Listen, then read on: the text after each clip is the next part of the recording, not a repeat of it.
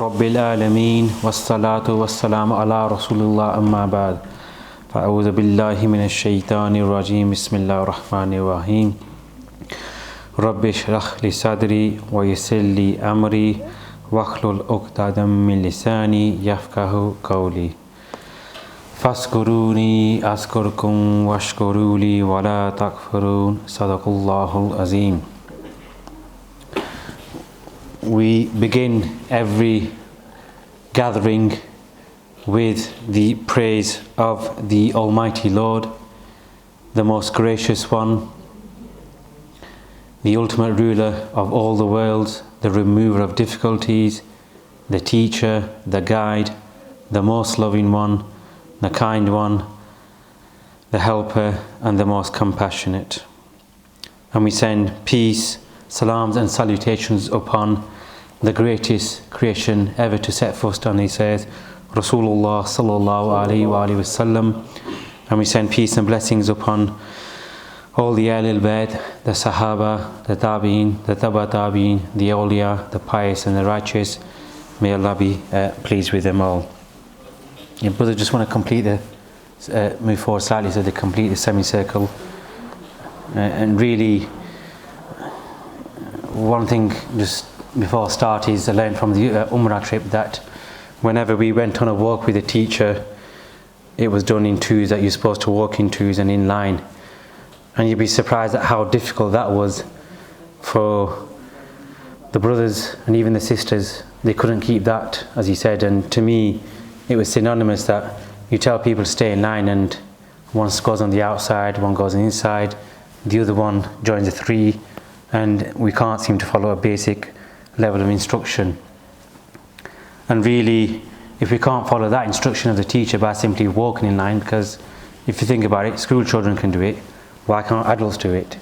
So it's a lesson for myself and everybody else that even the basic teachings, we should at least try to follow them. And even forming a semicircle, we shouldn't have to be told, we should know that's what we will sit as, and we should already be in position before the introduction is given. Now, we all often want and seek blessings from our Lord, and that's not a wrong thing, but we don't have a choice over what blessing if we get or not get, and really whether we like it or not. You might be asking for a car and you might get a bike. Now you're not going to like that, you won't see it as a blessing. So really, sometimes in blessings we have this preference whether we like it or not. And the reality is, all of us, including myself, we often don't see or even recognize or even appreciate the blessing. We kind of take it for granted.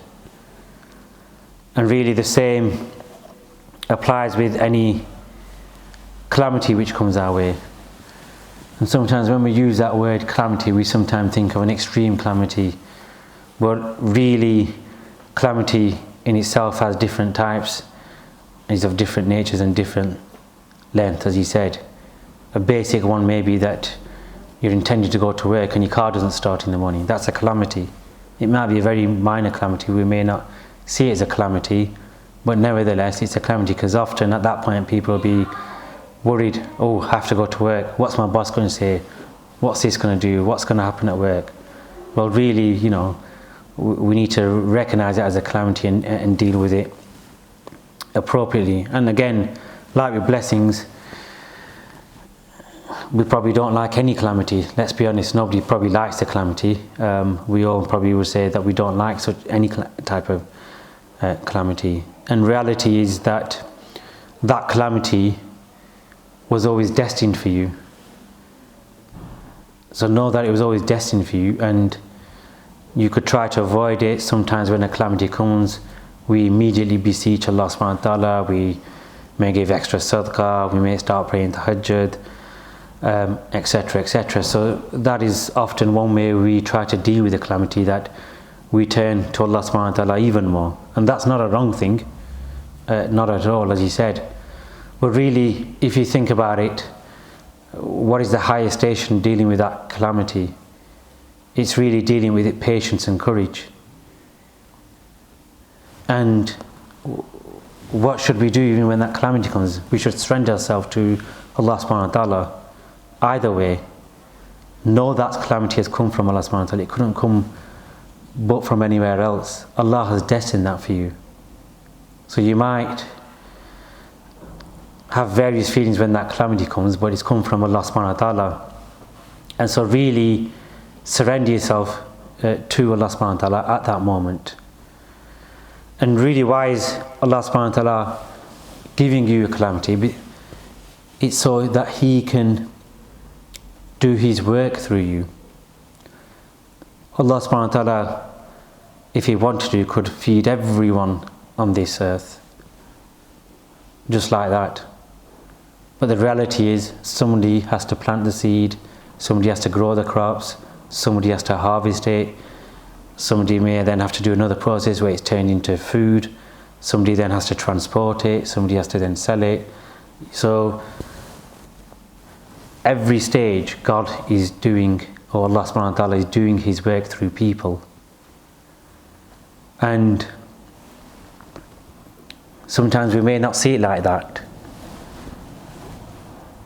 God, why would He want to do it through people? As He said, ultimately, if you even take it at the most minimal level, the Quran, it was revealed to the Prophet ﷺ. God could have just printed the Quran, given the Quran to everyone without having a source, having a means go through. So He did it through the greatest creation of all. Now that's the Quran, as He said, at such high level, through the greatest creation, as He said. But if we take anything on our own daily levels, there are many things which Allah subhanahu wa ta'ala is doing through us. Giving charity. Again, Allah subhanahu wa ta'ala could ensure that there is no need for any charity. Everyone is wealthy in this world, but Allah subhanahu wa ta'ala doesn't. Why? Because Allah subhanahu wa ta'ala wants to test us, work through us. Those who are blessed with wealth are expected to give more in charity. Often it's probably the case that as a percentage, the wealthier give less. Now, what should we do when we get a blessing, Brother Jamil? Shukr. Yes, quite simple and straightforward. It's probably one of the easiest things, as he said. You get a blessing and you do shukr. And shukr to Allah subhanahu wa ta'ala again. And Allah subhanahu wa ta'ala said, the more shukr you do, the more you'll get. So it really is a no-brainer. Now, whether it's a calamity or a blessing, they come so that you are tried and tested and made to go on a journey from one stage to another stage to the eventual stage or target, which is, as he said, the pleasure of Allah subhanahu wa ta'ala. And all these calamities and blessings are there at each step of the way. We may not see a blessing a hurdle, but if you don't do shukr, really it's a hurdle which you've not passed, because that blessing no doubt will go sooner or later, because again, we are not ascribing it to the source of that blessing. And most of you have seen when metal is being forged, what does a blacksmith do? He keeps on putting it into the fire, then banging it with a hammer, then it keeps going back into the fire. He keeps banging it, banging it, banging it. And if you look at that process, what's it doing? It's forging the metal stronger and stronger. Why do people go to the gym? To lift weights. What happens to the muscle? It has very tiny tears when you lift weights, which it can't handle.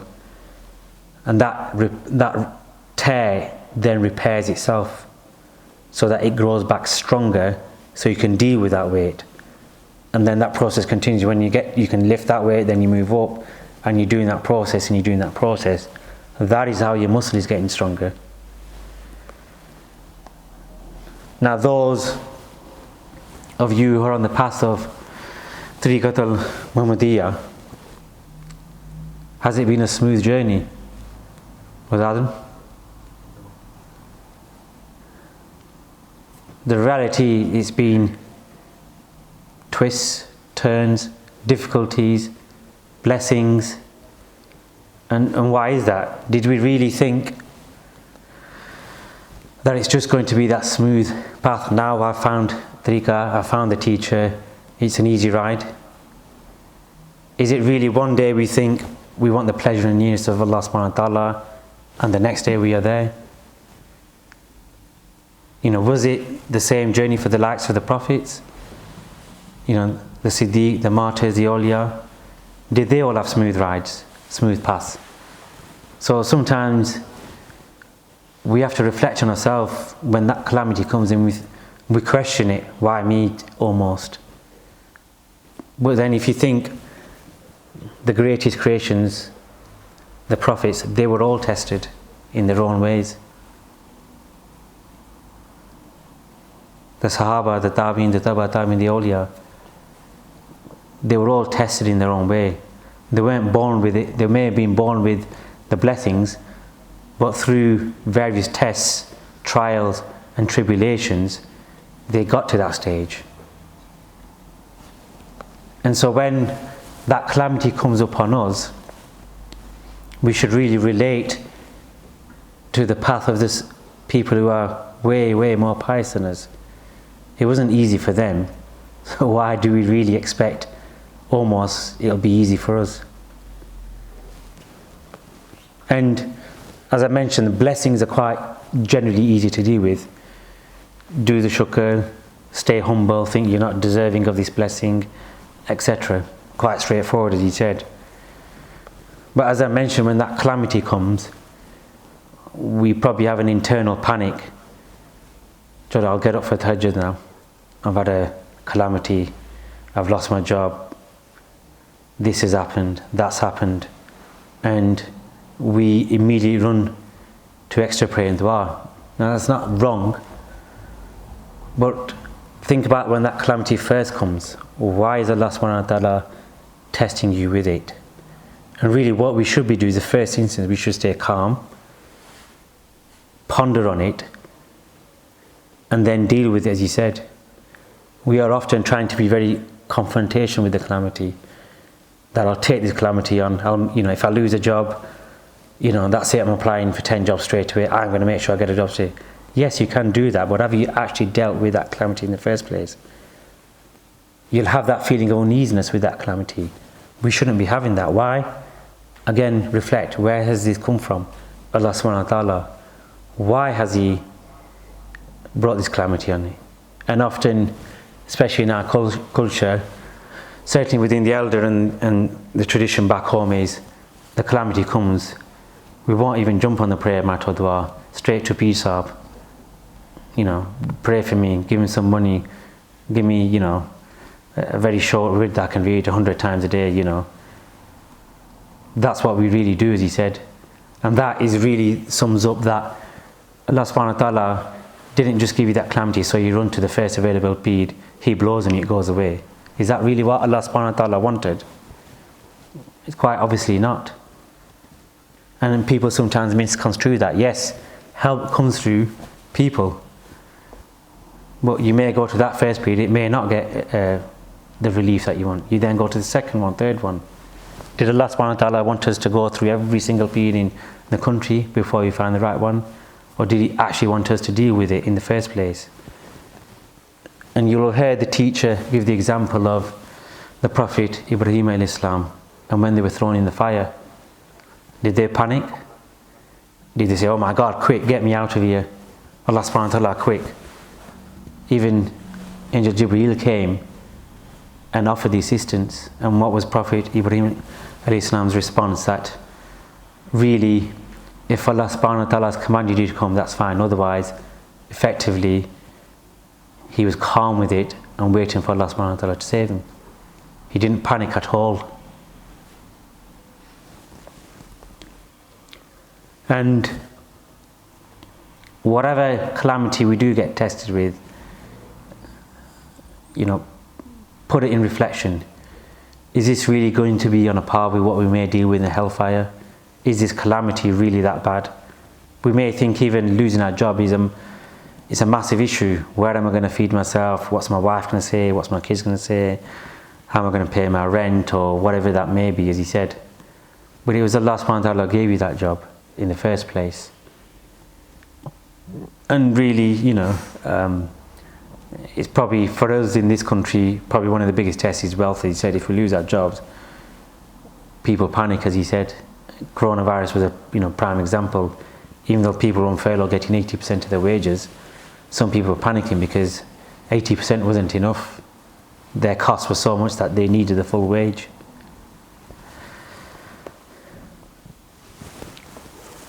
Now, the fire of Jahannam,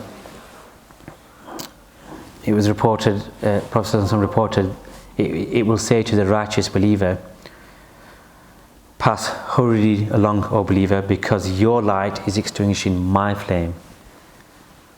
Now, we can't imagine how strong and big the fire of Jahannam is. It's beyond comprehension, as he said. Forget the gas fire, which is only at 100 degrees, as he said. But this is the hellfire saying to the believer, move along because your light is extinguishing my flame. Now, if you think about that, the light of a believer could be so strong that it could extinguish the flames of hellfire. Do we not think that light can deal with the calamities we face in this world? Really, it's not even a comparison, as he said. We're not dealing with any kind of fire here.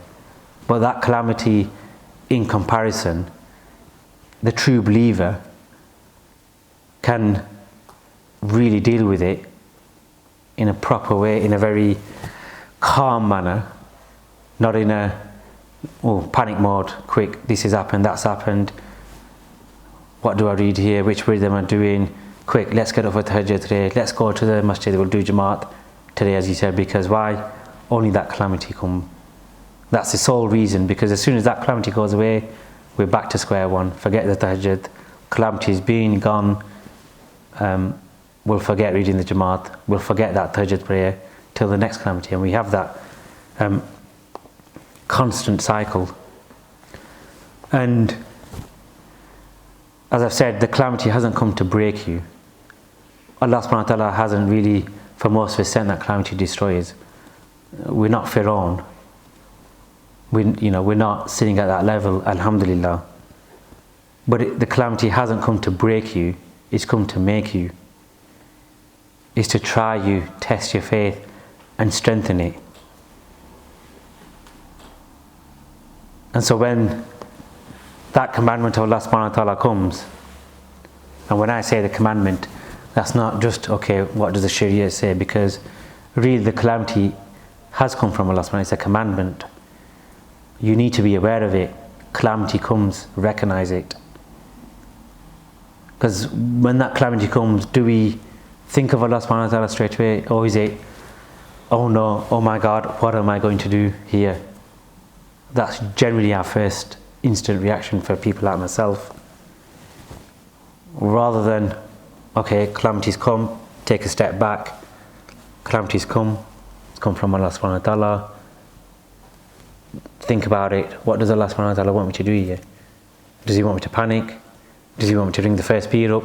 Say, this has happened, quick, do a dua for me, do this, do that. Not really.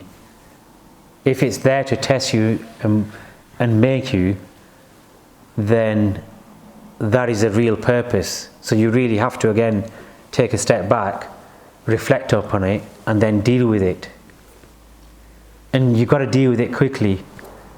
If you start not being attentive of the calamity, going down the normal path, then you'll find that you're going away from Allah subhanahu wa ta'ala.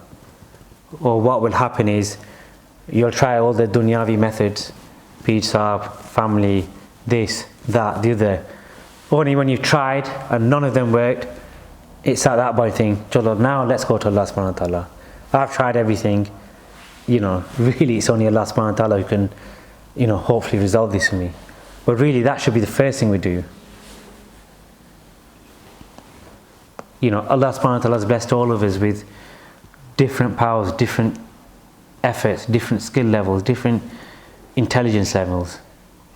Everyone's got different skills and everything to deal with that. And always remember, again, why did Allah subhanahu wa ta'ala test you? Did he test you with something which you can't cope with? No, it says in the Quran that Allah can only subhanahu wa ta'ala only test you with what you can do it. So it's within your capacity. It's not above or beyond your capacity or outside your capacity. You know, Allah subhanahu wa ta'ala is not unjust to us. He doesn't test us with something that we can't deal with. He only tests us with something we can deal with. And then you see that then follows on. If we think we can't deal with it, we can't cope with it, the fault lies where? With us, not with the test. Not sometimes people can think the Lord is maybe testing us too much. Why me? You know, it's a very dangerous state that to be in. Why me? When you start saying why me, because really what are you doing? You're querying Allah's command. Allah subhanahu wa ta'ala, why have you picked me for this? Don't worry about why Allah subhanahu wa ta'ala has picked you for it. Just deal with the calamity as Allah subhanahu wa ta'ala has commanded you, as we have many examples from the Prophet sallallahu alaihi wasallam how to deal with calamities. And we are all human, so we will fail sometimes. And if you can't deal with it in the proper manner, it's not the end of the world. You seek refuge in Allah subhanahu wa ta'ala. You be humble, you seek forgiveness. Because again, if we could deal with every test, then we would never err and we would never learn really the true value of forgiveness. How else will we learn forgiveness if we don't fall down? So yes, we try our best and recognize that our best will never be good. You will always fall down. But don't get into a deep rut. Oh no, I failed this test. That's it. It's over for me. I failed, you know. After when we start on the tongue sheet, as he said, or we struggled on a particular sheet, we think, you know, this is just not me. I keep failing on it. You know, almost, I'll give up. That's not the purpose of it. And recognize why you didn't deal with it. Which weakness or shortcoming did I have which led me to not deal with it? Was it some kind of evil within myself? Was it some kind of pride? Was it that I was trying to rely on my own resource, my own power?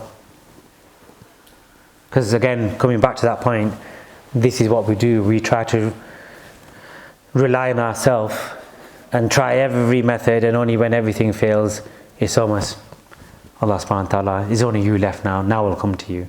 It's like the last resort for some reason. And when are we going to learn that lesson? That really, Allah subhanahu wa ta'ala is not the last resort, they're the first resort. And when you reach that station of proper contentment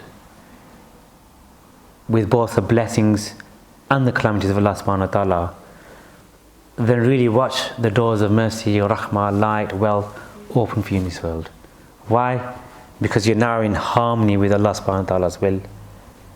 You actually don't dispute it either. The blessing comes, it's not a case I like it, I don't like it, I wanted more, I didn't want this. You accept it, and same with the calamity. It's almost like the reaction should be the same. I accept both of them, and I will deal with both of them in their appropriate manner. And Allah subhanahu wa ta'ala said in the glorious Quran, O earth, whoever serves me, serve him, and whoever serves you, keep him worried. So what Allah subhanahu wa ta'ala is saying that whoever serves me, whoever is dutiful to Allah subhanahu wa ta'ala, there are various routes and avenues of doing that, and that's a topic for a separate day.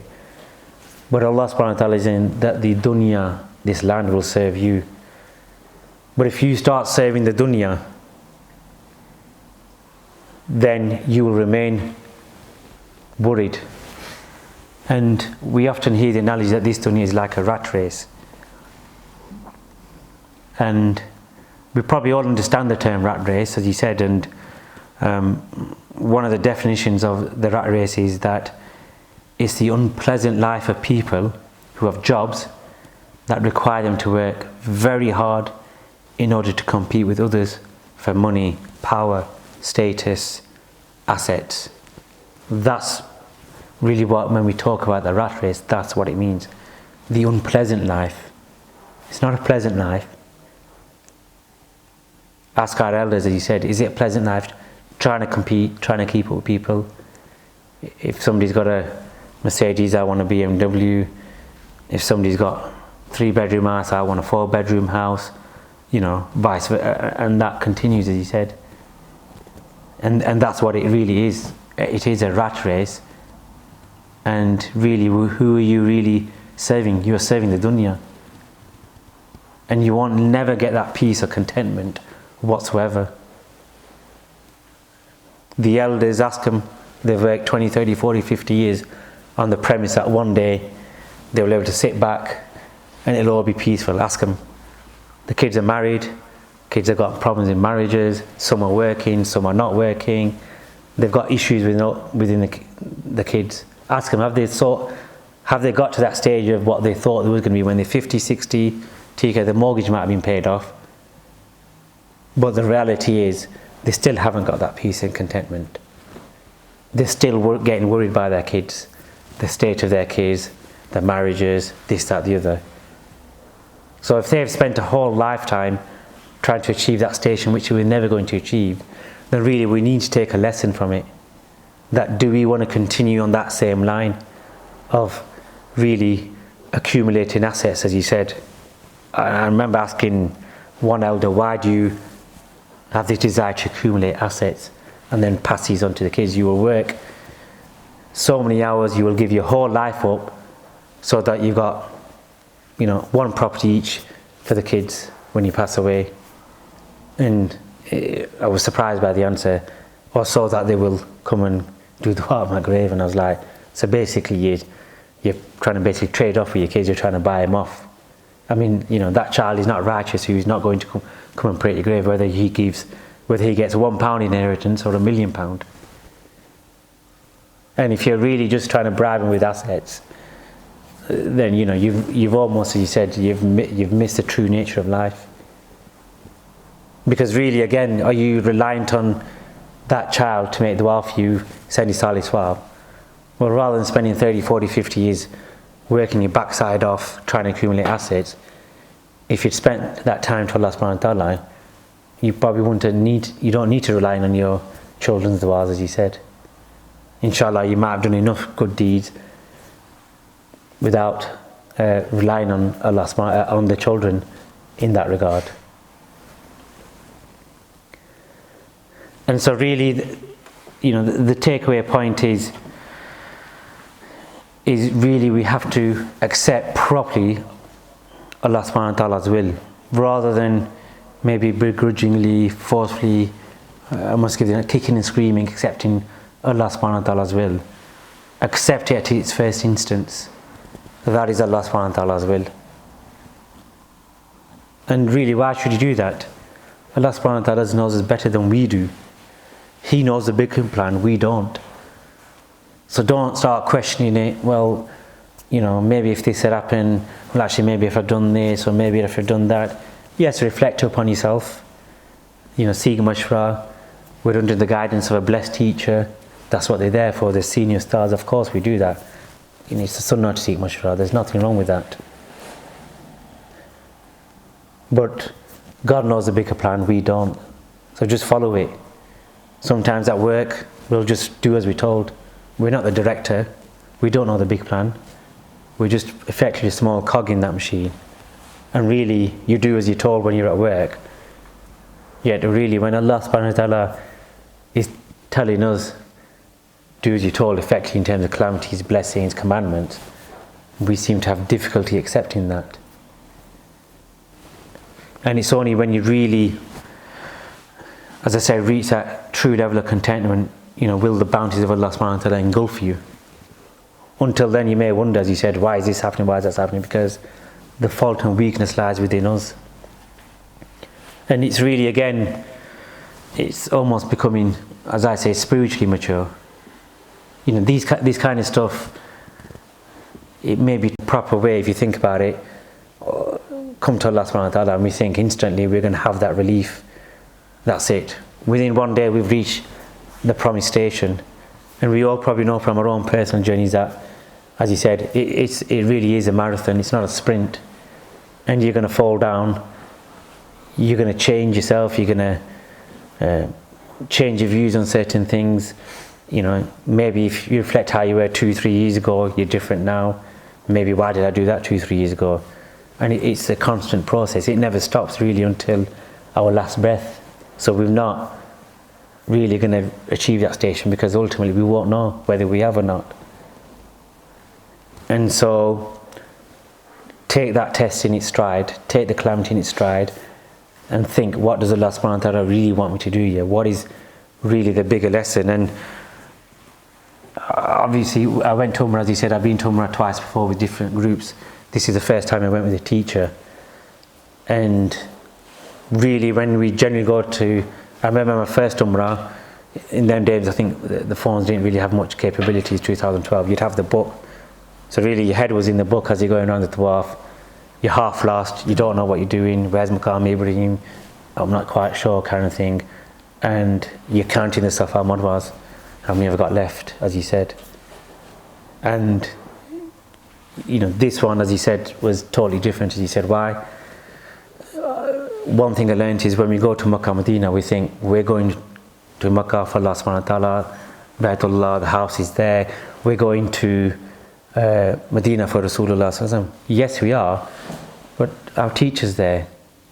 We're not bypassing our teacher to get to Allah subhanahu wa ta'ala. We're not bypassing our teacher to get to Rasulullah sallallahu alaihi wasallam. Really, again, even on that trip, to an extent, follow the teacher. It was focused on the teacher, as he said, which was probably a bit odd for us, because, as you said, you go to Makkah, Medina, your whole attention diverts to, I want to do this on Umrah, I want to do as many salams, etc., etc., and we almost forget our teacher. But the teacher was the guide, the teacher was the example there to us.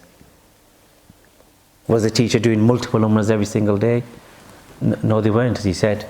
And like they said, you know, one Umrah properly done, properly accepted is enough for you. And they said that even before we got to the Umrah, your Umrah has been accepted. So it was almost like, okay, relief, even if I get a dua wrong at the wrong time, or I don't do something properly, the teacher said it's been accepted, alhamdulillah. And really, it was really a spiritual, as you said, Umrah. Nobody really tells you, okay, yes, you walked around 7 times, you walked between Safa and Marwa, but what are the spiritual lessons? Even when we went on the ziyarats, often we like tourists in a coach, jump off, this is Badr, this is Uhud, this is Khandak. People go there, most people think, okay, I've seen it, what do I do now? Okay, maybe I'll just make a dua, that's it, because I think that's what I'm supposed to do. But at each of them journeys, there was a spiritual lesson for us. And that was really the purpose of these ziyarats, he said. Otherwise, we're no different to the Western tourists where tick box, we've done that, we've done that, we've done that, and you don't take the lessons from each ziyarat in that regard. And most certainly, as you said, I would recommend it to all the brothers that if they are intending to go Umrah, most certainly go with the teacher. As you said, it will be a totally different journey, totally enlightening journey, and you actually feel, as you said, that level of peace and contentment on the trip, as you said, because your teacher is your guide there as well. Even in them blessed places, the teacher is the guide. So I think I'll just conclude. If I've said anything wrong or not in accordance with Islam, I seek forgiveness for my errors, and all goodness comes from Allah subhanahu wa ta'ala. Subhanakallahumma wa bihamdika ashhadu an la ilaha illa anta astaghfiruka wa atubu ilayk.